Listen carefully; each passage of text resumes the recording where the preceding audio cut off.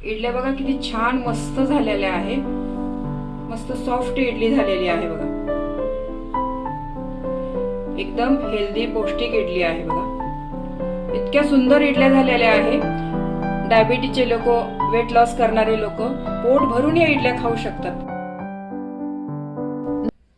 नमस्कार, मी कविताच tasty food मध्ये सर्व खवय्यांचे पुन्हा एकदा स्वागत करते। नेहमीची इडली खाऊन कंटाळा आला असेल तर आज आपण पौष्टिक इन्स्टंट नाचणीची इडली कशी करायची ते पाहणार आहोत। नाचणी लहान मुलांनाच काय मोठ्यांना पण जास्त आवडत नाही। या पद्धतीने तुम्ही इडली बनवली तर सर्वजण आवडीने खातील। नाचणी ही किती पौष्टिक आहे हे सर्वांनाच माहीत आहे। नाचणीमध्ये हाय कॅल्शियम, आयर्न, पोटॅशियम भरपूर प्रमाणात आहे। विशेष म्हणजे नाचणी ही ग्लुटन फ्री आहे। नाचणीची इडली डायबिटीजचे व वेट लॉस करणारे लोक मनसोक्त खाऊ शकतात। ही इडली तुम्ही मुलांना टिफिन मध्येही देऊ शकतात। ही इडली करताना मी भरपूर टिप्स सांगितलेल्या आहे, तरी रेसिपी स्किप न करता पूर्ण पहा। चला तर ही इन्स्टंट नाचणीची इडली कशी करायची ते पाहूया। तुम्ही या चॅनलला अजून सबस्क्राईब केले नसेल तर जरूर सबस्क्राईब करा, ते निशुल्क आहे। यासाठी लागणारे साहित्य इथे मी 1 कप नाचणीचं पीठ घेतलेलं आहे, 1 कप इडलीचा रवा घेतलेला आहे। हा इडलीचा रवा आहे ना, किराणा दुकानामध्ये सहज मिळेल। आणि अर्धा कप उडदाची डाळ घेतलेली आहे। हे सर्व साहित्य या मेजरमेंटच्या कपने मी मोजून घेतलेलं आहे। तुमच्याकडे जर असा मेजरमेंटचा कप नसेल ना तर तुम्ही घरातली कोणतीही वाटी घ्या आणि त्याचप्रमाणे हे सर्व साहित्य मोजून घ्या। आधीच मी हा इडलीचा रवा आणि उडदाची डाळ आहे ना 4 तास भिजून घेतलेला आहे। तुम्ही हे रात्रभर भिजून घेतलं तरीही चालेल। या इडली रवा मधलं पाणी ना सर्व मी काढून घेतलेलं आहे। आणि ही उडदाची डाळ आहे ना आपण मिक्सर मध्ये बारीक करून घेऊया। उडदाची डाळ मिक्सर मध्ये बारीक करण्याआधी ना हे पाणी आहे ना मी एका वाटीमध्ये काढून घेते, कारण हेच पाणी आहे ना आपल्याला डाळ बारीक करताना वापरायचं आहे। या पाण्यामध्ये ना असे गुणधर्म आहे ना त्याच्याने आपली डाळ आहे ना छान फर्मेंट होईल।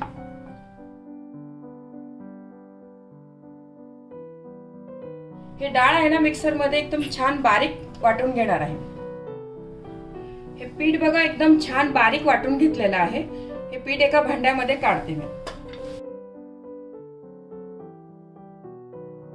उडदाची डाळ चिकट असल्यामुळे या भांड्याला ना खूप चिटकून राहते, त्याच्यामध्ये हे उडदाच्या डाळीचंच पाणी मी टाकून एकदा फिरवून घेतलेलं आहे। यातच आपण आता हा भिजवलेला इडलीचा रवा आहे ना तो पण घालून घेऊया। या मिश्रणामध्ये हे नाचणीचं पीठ आहे ना हे पीठ पण घालून घेते।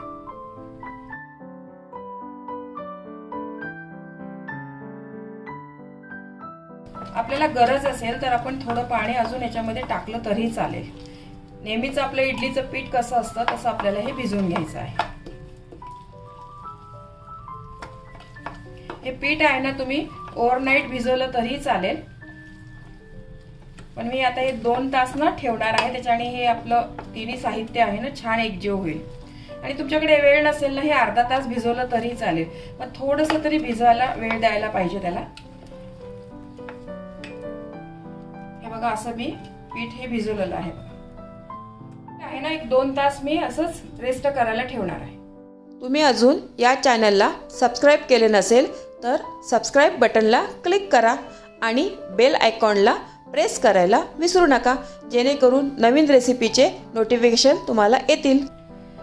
2 तास झालेले आहे। पीठ बघा आपलं छान मस्त मुरलेलं आहे बघा। हे पीठ आहे ना पूर्ण व्यवस्थित परत एकजीव करून घ्या। यामध्ये आपण एक एक करून भाज्या घालूया। थोडे मटार घालते। हे असे फ्रोझन मटार करून ठेवले ना तर कोणत्याही पदार्थामध्ये आपण सहज घालू शकतो। थोडे गाजर, कोथिंबीर, चवीपुरतं थोडंसं मीठ, हे सर्व साहित्य आहे ना छान एकजीव करून घेऊया।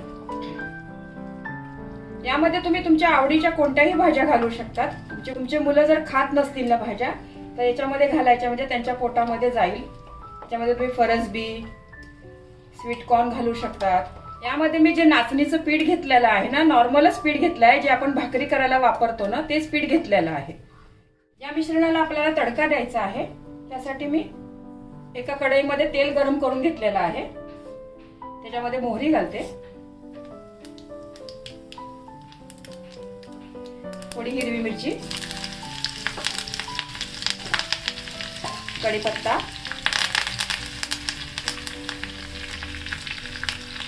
हे छान मस्त गरम गरम फोडणी आहे ना या मिश्रणात घालूया.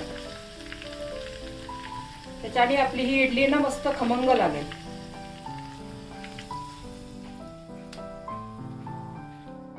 हे सर्व मिश्रण आहे ना एकजीव करून घेऊया. ही अशी फोडणी घातली ना तर इडली खूपच छान लागते चवीला.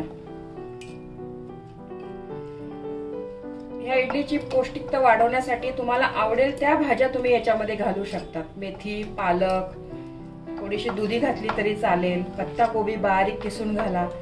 तुमचे मुलं जे जी भाज्या खात नसेल ना ते आपण काही घालू शकतो यामध्ये. आपण तिकडे गॅसवरनं मी इडली पॉट मध्ये पाणी गरम करायला ठेवलेलं आहे.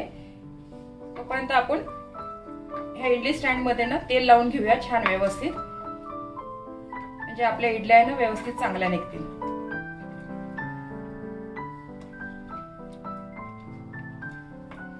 तुम्ही या ठिकाणी तूप किंवा बटर लावलं तरी चालेल. बटर लावल्या पण छान इडल्या चवीला मस्त लागतात. इडलीच्या मिश्रणामध्ये ना आपण थोडा खाण्याचा सोडा घालूया. खाण्याच्या सोड्याच्या ऐवजी तुम्ही इनो घातलं तरीही चालेल. हा सोडा आहे ना व्यवस्थित मिक्स करून घ्या आणि हे फिरवताना ना एकाच दिशेने फिरवा. इडली पात्रामध्ये ना मी हे सारण आपण भरून घेऊया. आता त्याआधी ना मी थोडं थोडं गाजर आहे ना असं खाली सर्व साच्यांमध्ये टाकून घेते, म्हणजे दिसायला आहे ना इडल्या खूप छान दिसतील आपल्या. हा फक्त एक डेकोरेशनचा भाग आहे. तुम्ही आतमध्ये टाकलं तरी चालेल, पण असा मुलांना छान रंगबिरंगी दिसलं ना तर आवडीने खातील बघा मुलं. मग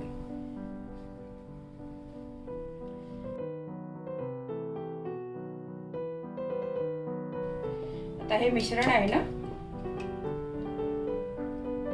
याच्यामध्ये आपण व्यवस्थित भरून घेऊया. नाचणी ही आपल्या आरोग्याला किती चांगली आहे सर्वांनाच माहिती आहे. नाचणीमध्ये भरपूर कॅल्शियम आहे, आयर्न आहे. विशेष म्हणजे हे नाचणी ना ग्लुटन फ्री आहे. डाएट करणाऱ्या लोकांसाठी तर हे वरदानच आहे एक प्रकारे नाचणीचं. नाचणीच्या खूप रेसिपी आपण बनवू शकतो. अशीच नाचणीची आपण भाकर खायला दिली ना मुलांना तर अजिबात आवडीने खात नाही. आमच्या घरात पण मुलं अजिबात खात नाही. असे पदार्थ केले ना तर आवडीने खातात. मग आपण नाचणीपासून इडली, ढोकळा, डोसा, नाचणीचा उपमा, नाचणीचं सूप सुद्धा बनवू शकतो. नाचणीचे लाडू तर चवीला एक नंबर लागतात. खूपच छान रेसिपी आहे नाचणीच्या लाडूची. त्या सर्व रेसिपी पण ना एक एक मी करून आपल्या चॅनलवर नक्कीच अपलोड करणार आहे. आमच्या घरी ही इडली आहे ना खूपच आवडते. एक 15 दिवसातनं तरी नेहमीच बनते माझ्या घरी. पाण्याला चांगली उकळी आलेली आहे.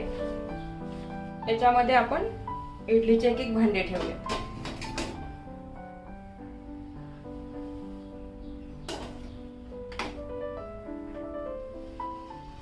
आणि ही इडली आहे ना 15 मिनिटं वाफवून घेऊया.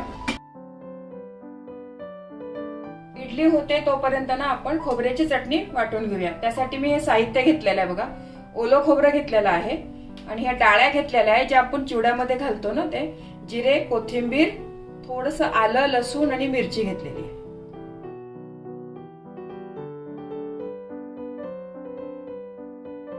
चवीपुरतं मीठ घालते आणि थोडीशी 1 चमचा साखर. तुम्हाला जर आवडत असेल ना यामध्ये तुम्ही निंबू किंवा दही घातलं तरी चालेल. खूप छान लागते त्याच्याने पण ही चटणी. हे मिश्रण आहे बघा थोडंसं ना मी बारीक करून घेतलेलं आहे. एकदम आधीच पाणी घातलं ना तर खोबरं वगैरे ना बारीक होत नाही व्यवस्थित. जाड जाड तसेच तुकडे राहतात. एकदा बिना पाणी घालताच असं वाटून घ्यायचं आहे. आणि आता थोडंसं पाणी टाकून एकदम बारीक पेस्ट करायची आहे. चटणी बघा एकदम मस्त बारीक वाटून घेतलेली आहे. एका भांड्यात ही चटणी काढून घेते. ही चटणी बघा मस्त तयार झालेली आहे. या चटणीला आपण तडका देऊया. कढाईमध्ये तेल गरम करून घेतलेलं आहे. याच्यामध्ये मी मोहरी घालते, हिंग, थोडीशी उडदाची डाळ, कढीपत्ता,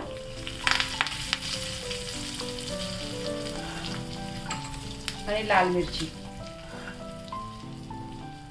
हा तडका आहे ना या मिश्रणामध्ये घालते.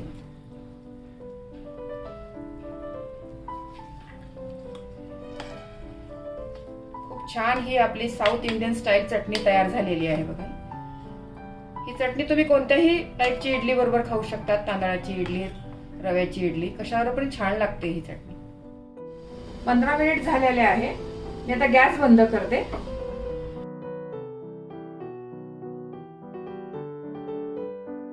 हे बघा आपली इडली मस्त झालेली आहे. फुगली पण किती छान आहे बघा.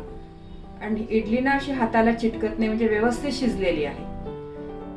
ही इडली आहे ना एक 2 ते 3 मिनिट गार करून घेते आणि मगच या साच्यातनं इडली काढूया आपण. इडली थोडी गार झालेली आहे. आपण आता साच्यातनं इडली काढूया.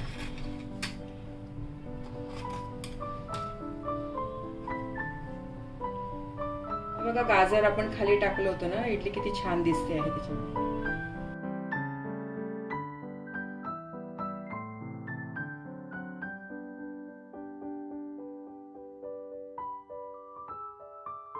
इडल्या बघा किती छान मस्त झालेल्या आहे. मस्त सॉफ्ट इडली झालेली आहे बघा. एकदम हेल्दी पौष्टिक इडली आहे बघा. इतक्या सुंदर इडल्या झालेल्या आहे. डायबिटीजचे लोक, वेट लॉस करणारे लोक पोट भरून या इडल्या खाऊ शकतात. अजिबात काळजी नाहीये या इडल्या खाताना की जास्त झाल्या वगैरे असं. खूप छान इडल्या झालेल्या आहे. या मिश्रणामध्ये एकूण 23 इडल्या बनतात. या इडल्या चवीला खूप म्हणजे खूपच छान लागतात. तुम्ही एकदा तरी या इडल्या नक्की करून बघा. खूप आवडतील तुमच्या घरी सर्वांना. तुम्हाला ही रेसिपी आवडली असेल तर तुमच्या मित्रमैत्रिणी आणि नातेवाईकांबरोबर शेअर करा. व्हिडिओला लाईक करा व चॅनलला सबस्क्राईब करा. रेसिपीला कमेंट्स करा. तुमच्या कमेंट्स वाचायला मला फार आवडतात.